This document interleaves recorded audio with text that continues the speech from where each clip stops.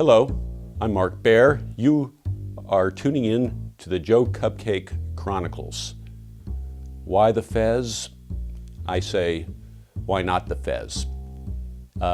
This is in honor not only of the dervishes that whirl, as we'll see in Joe Cupcake, and in honor of the great Tristan Tzara, who would certainly have worn a fez. So, why the dervish and why the whirl? Again, we refer to the great Rumi, and I want to just read something, if I may, why he's dancing. And Rumi was the man, besides being a great poet, who started the whirling dervishes. And let us read this. Dance when you're broken open. Dance if you've torn the bandage off. Dance in the middle of the fighting. Dance in your blood.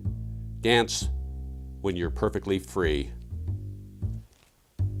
Joe wanted to whirl like a dervish.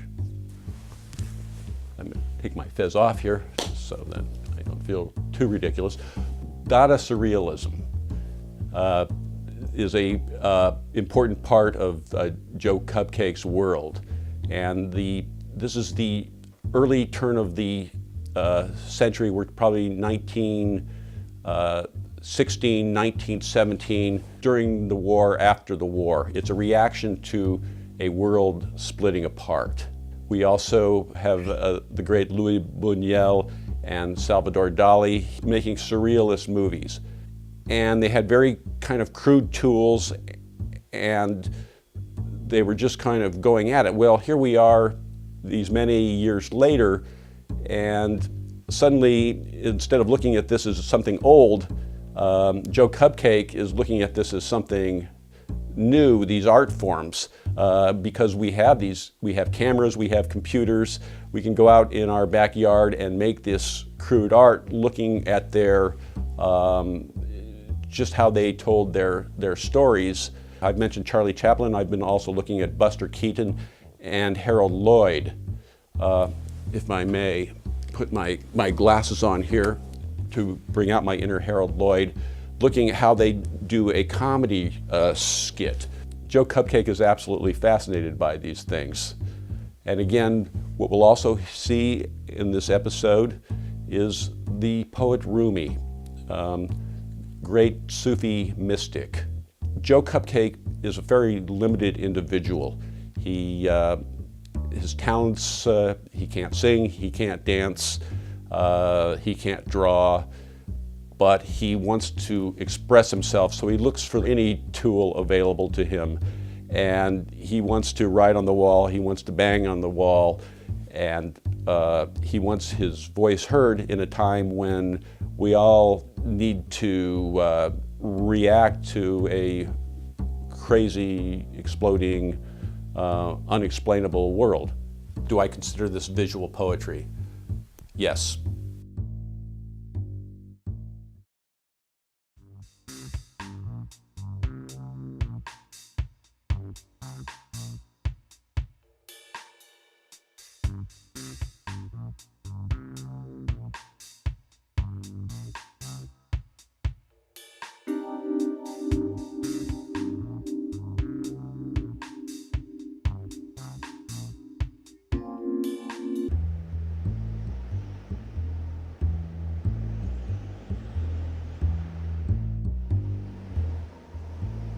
Random notes from Joe's diary. In this life, it is easy to lose your way without a compass. The most common lie is that which one lies to himself. To forget one's purpose is the commonest form of stupidity. If you are lonely when you're alone, you're in bad company. Vain is the word of the philosopher that heals not the suffering of man. Nope. The sun never set in his pants. Still, there is the thrill of a line written well. Come the revolution. Crab cake, party of one, called the hostess at the sushi restaurant on Barrington. Joe took umbrage but he chalked it up to her being Japanese. Typical LA movie talk all around him. Across the counter, Joe noticed a man wedged between two ebony-skinned models. They were Somali or Ethiopian, and the Caucasian cream-filling, whoever he was Joe's new hero. Joe imagined sharing sashimi with them and was recommending the giant clam when they suddenly left and a nebbishy, out-of-work actor took their place, clueless of the magic that had evaporated before Joe's eyes. Joe pictured himself driving away with them, radio blasting, palms overhead, off to a party up in the hills. Leaving the restaurant, Joe noticed a vagrant squatted in the bushes. It was a balmy night, but the warm, enveloping air didn't protect Joe against the suffering of others. Not if they were all Joe Cupcakes. Poor Joe, rich Joe, happy Joe, sad Joe. But for the grace of God goes Joe. How simple a thing could turn a cupcake into a crab cake. A left instead of a right, a policeman or no policeman, the wrong word, the right word, a bounced check, a found 100, an ace instead of a 7. It could all tip fate's scale one way or the other. Joe eating tuna rolls and Joe panhandling could change places in a snap. The invisible are everywhere. Look at them. You could be looking at yourself. Column A, poverty. Column B, anger and despair. Column C, hopelessness. Column D, fresh vegetables and multivitamins. So what's on your menu?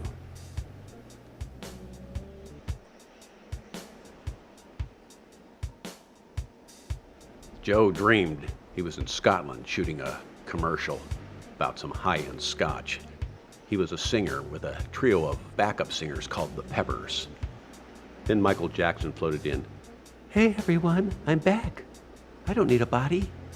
Then he counted down, 1, 2, 3. In a body, meet a body coming through the rye. In a body, kiss a body, need a body cry. All the while, the Peppers were running through a field towards Joe, and cut to Michael at the edge of the cliff like Holden Caulfield, catching children before they went off the cliff, but not in a predatory way, sweet, like an angel. And then Joe was with his son. It was like in a scene out of Basquiat and Andy Warhol peeing on a large canvas on the ground. "Son, I told you art is fun." "Yeah, Dad, it is, but what does it mean?" "It means," thought Joe, waking up laughing, he had to pee. Joe often woke up laughing, and it drove his wife nuts. What was he so damn happy about? But Joe woke up singing most mornings. He never knew what might be playing on his jukebox. Bésame, bésame mucho. Each time she passes, each one she passes says, ah. It's a rainy night in Georgia, born to lose. Shake, shake, shake, shake your booty. But the king of pop resurrected. This was a whole other thing. What Joe liked best about being a writer was that he was always working. He could stare blankly out into space, which he often did. Me? I'm working here. He was thinking California noir. Sharon Stone, Joe Esterhaus, Basic Instinct, 1992. And then he was off to Aspen, off to the snow, thinking Spider Savage and Claudine Lange. Coked out, she shoots him for cheating on her. She does 30 days. Picture Andy Williams by her side. Moon River, wider than a mile. Then back to Sharon Stone and Michael Douglas. They were at her beach house that had been filmed in the Carmel Highlands. Maybe he moved the action 10 miles north to Pebble Beach. He was thinking he should spend more of his workday on the golf course to get his handicap down. Then, riding his bike past a private golf course, Joe noticed an older woman on the practice tee. Big buckets of balls were placed up and down the hitting area. Joe knew if he showed up with his clubs, he'd probably get shot for trespassing. The old bird was probably worth a bundle. The movie flickered in his brain. He saw an unmarked van show up and pull over to the shoulder. One of the members of the team got out, a ski mask covering his face. He grabbed the woman at gunpoint. The back of the van opened, and she was hustled inside, clubs and all. The whole abduction took less than a minute. She was taped, gagged, and driven off in the time it would take a tourist to take a snapshot of the seal breeding cove in the background. Hopefully, no other tourists would drive by, or men in golf carts, which would complicate things. Next, a ransom note. But Joe's thoughts moved on, and now he was thinking about buying a wetsuit. Still, he wondered about his antisocial thoughts. Was there something rotten in his Denmark? He'd send a memo to management. In the bathroom of the San Francisco airport, Joe read in the USA Today that a new galaxy paralleling our own was discovered only 5,000 light years away. While he was reading and going about his ablutions, the occupant in the next stall answered his cell phone.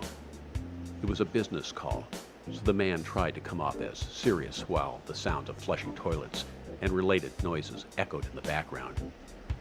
Then he called to his partner, who was somewhere else in the men's room, and they hooked up on a three-way conference call. Joe flushed, adding to the cacophony, and thought this new solar system could be a great blessing. Our planet is much too small. Later at the San Francisco Museum of Art, he was thinking about this scene, and it made him think of composer John Cage. He heard the composition, toilets flushing, phones ringing, the bullion chatter.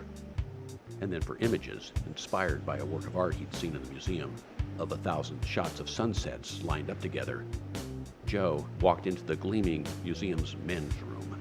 He opened the stall doors, and then with his camera he whirled, snapping, snapping, snapping. However it came out, so it would be. Unfortunately, he must have had the wrong setting, or left his lens cap on, because all he got was black. Another lesson here, somewhere. The world deprived of a great piece of art.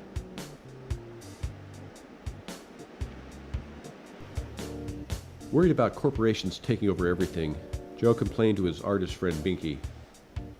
"Soon there will be Disney jail." "Right on Goofy Block," laughed Binky, and then told Joe about meeting a hot up-and-coming painter. "Everyone says he's the next me." "Well, what'd you think of him?" asked Joe. Whined Binky. "He was kind of a jerk." On a brighter note, Binky told Joe about going to the Lucian Freud exhibition downtown.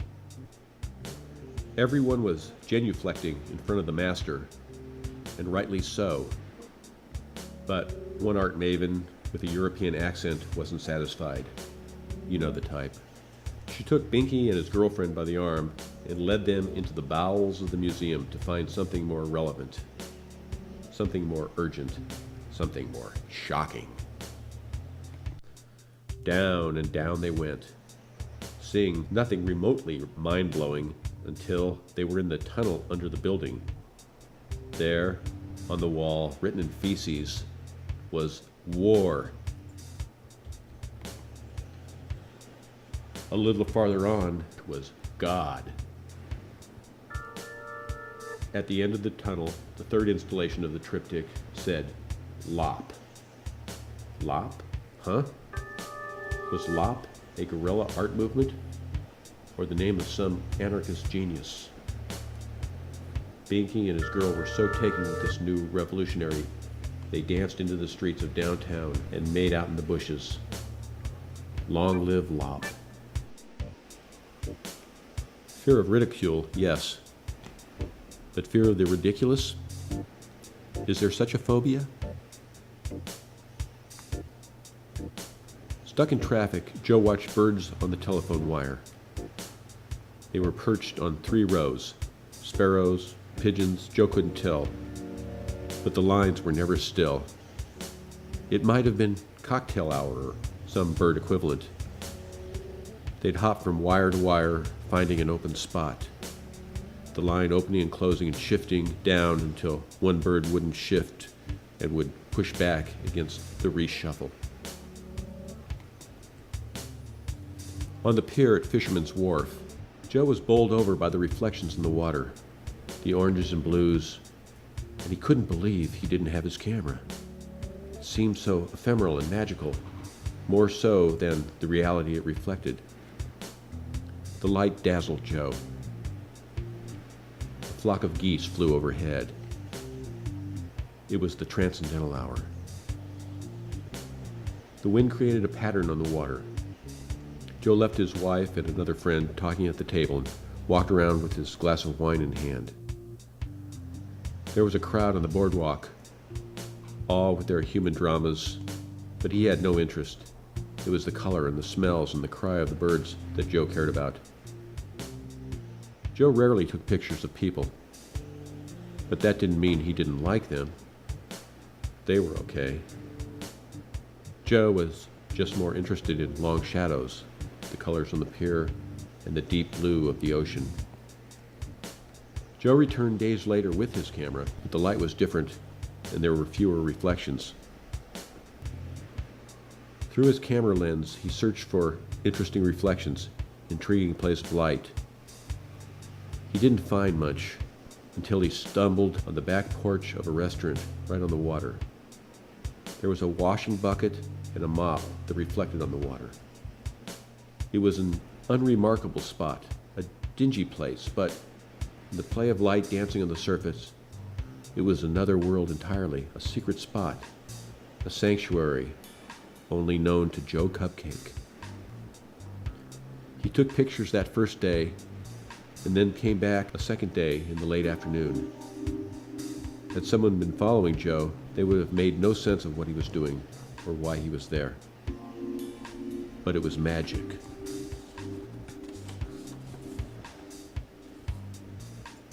Joe made allowances for his eccentricities. He didn't question. He didn't ask why. It all made perfect sense to him. From Camus, "Ah, the gentle indifference of the universe. Let it wash over me." Joe contemplated if enjoying a piece of art requires a predisposition to like the work and a setting that makes sense. Context is everything. Joe surmised he could hang his dog on a museum wall and it would somehow make sense, or he could have himself framed in many colors. Blue Joe, Green Joe, Gray Joe, next to a Wayne Thiebaud cupcake. He wondered if a discreet tip jar on the floor would add or distract from the piece. All around him, things were losing their value. What happens when nothing has value? What is the price of a rainbow? What is the worth of a morning stiffy? Joe had been thinking about Rothko again. What was Rothko looking for in those portal openings, in those squares of colors that seemed to float in space, like looking into something vast and sacred that could not be named? If Joe left a Rothko unsigned and unframed on the street, he bet most people would walk by and never give it a second glance. And how many of those that did stop would have the deep experience that Rothko toiled to deliver in his search for some spiritual essence? Probably about as many as would stare into an oily pool of rainwater and be transported by the varied hues and tones. Rothko wanted to create a religious experience with paint on canvas. Joe imagined the ecstasy of Rothko's illumination, but when Rothko came down from his creative high, did it all just disappear? Did he doubt the religiosity of his canvas? Considering he killed himself before his last show, there was a good chance his self-esteem wasn't too solid. Joe understood wanting to escape, but death didn't seem too exciting. Too bad you couldn't step out that door and into another door, but certainly not heaven. Joe believed making art was like prayer. Maybe no point at all, but he felt more alive and connected when he did it. Maybe radiating light is good for the planet. Joe tried not to get overwhelmed with complexity. Looking out at the ocean, Joe was amazed at the variety of shades of blue. He would stare and stare, trying to distinguish one blue from another. And then the sea wasn't blue. It was silver or slate gray. He wondered if he had more names for these colors, if he could identify more of them. He wondered if names only got in the way. Silence is so accurate, said Mark Rothko, and pictures must be miraculous. Noah, Noah, don't you Noah? He was on an island where Gauguin painted. Joe whirled for the pretty Tahitian girl, and when she snapped her necklace, he said, "Either you defecate divinely, my dear, or you've broken your pearls." Full moon and dolphins jumping, and the drummers played in the circle. Then he caught a flight. Then he was in LAX. Then he was in his car. Joe was so tired, he pulled his car into the driveway of a house and entered a guest room. He crawled into a bed, and a cat snuggled up to him. He was about to fall into a deep slumber when a voice from the bottom of some inner well reminded him that when the owners of the house discovered him in the morning, it might be unpleasant. Joe pulled himself together and started for the car. The cat was upset. "Hey, don't go. We can work this out." But Joe didn't heed the talking cat. Joe was in his car, his heart racing, fumbling with the keys, panicking, but he got the engine going and made a clean getaway. For Joe, dream life and waking life were not dissimilar. But how was he to read the imagery? His dog had chewed her leash and chewed his seatbelt. She could snap her leash and eat another dog. Joe could later fly through his windshield. Or not. In literature, a rifle on the wall, the first act, went off in the third act. But how was Joe to sort it out in life? Could mean something, could mean nothing. Joe had an invasion of flies in his office. He was obsessing over the flies, swatting at them. Joe was killing God's creatures, yet he had no remorse. Joe believed he had not sinned. It would be easy to find others to agree and assuage him of all guilt, and yet, what would their blessings have to do with the judgment of the Almighty? Since God is not human, he is God after all, why would he care so much about us? Have you looked in a telescope lately? It's vast out there. We're small. In relationship to the cosmos, the fly is not much smaller than us. Joe had no empathy for the flies and felt no guilt or remorse other than the thought that he'd have to vacuum up all this mess. But what day was this? Thursday? Housekeeper tomorrow? Leave them for her? To every question, thought Joe, there was a solution. Joe, in line at the pharmacy, stood behind a minister, talking to the woman in front of him. "This was the hardest job I ever loved," the minister said. The holidays were stressful, families in trouble, and crisis care was taking up much of his time. He was dealing with kids with a suicide pact, 3 couples on the verge of divorce, 2 involved in adulterous affairs. He was dealing with drug and alcohol abuse, and he had to write a sermon. He was trying to limit himself to a 50-hour work week, and he and his wife and kids had just downsized to a 900-square-foot home. "When I'm home," said the minister, "I concentrate on being present." Joe Killer of Flies liked that concept. Vast space makes you think. The only God is God. A glass swan on a Severite sea. Joe couldn't shake the feeling he was flying on a trapeze with arms outstretched, and as far as he could tell, there were no hands waiting to catch him. The new management was sorely disillusioned as jumble-minded little Joe at the controls sputtered and spit out data. Out of sorts, unorganized, taking it down as it came in, but the words were unclear. He was on a revolving stage. The ever-present video monitors were old, outdated, future junk of a coming rundown time. And the images were from another time, another place, but they rhymed with the images of now. One thing meant another thing, and nothing meant anything exactly. Snippets of conversation could be heard above the static. Everything was leaking. "This boat isn't safe. Get a pail and bail, baby."